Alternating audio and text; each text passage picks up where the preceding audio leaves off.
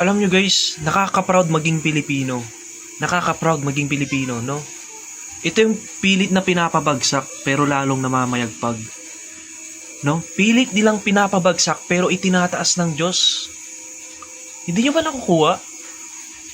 Si PBBM ang magiging chairman ng ASEAN sa 2026. At pamumunuan niya lang naman ang mga bansang to dito sa Southeast Asia. No? Wait lang.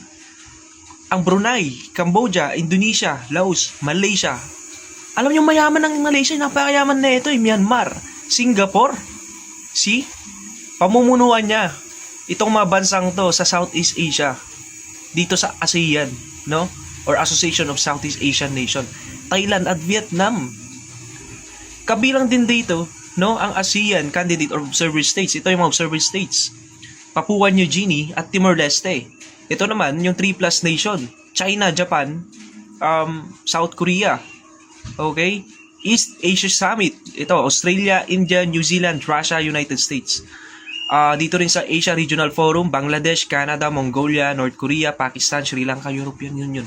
At ang napili nilang magiging leader o chairman sa ASEAN sa 2026, si Pangulong Bongbong Marcos. Kaya wag na kayong magtaka kung kaliwat kanan yung paninira sa kanya. Kasi dahil sa inggit, dahil sa gusto siyang pabagsakin ng mga oposisyon, no? Grabe ang ginagawa nilang paninira sa kanya porket tahimik lang. Tahimik lang ito, hindi pumapatol. Kasi ganyan ang edukado, matalino, no? May respeto. Pero siya, hindi niya pinatulan.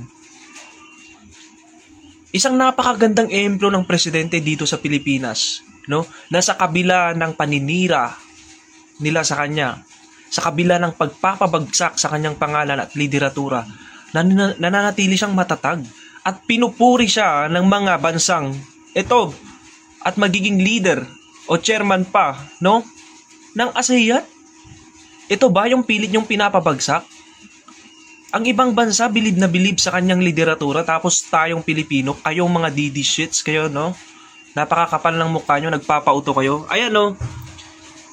Isang dakilang karangalan para sa sambayan ng Pilipino bilang head of state ng ating bansa. Ang presidente natin magiging head o chairman ng ASEAN sa 2026. Kaya mag-isip kayo sa mga naninira sa kanya. Imbis na lalong umunlad ang ekonomiya, pinapalabas nyo na may chaos dito sa Pilipinas for what?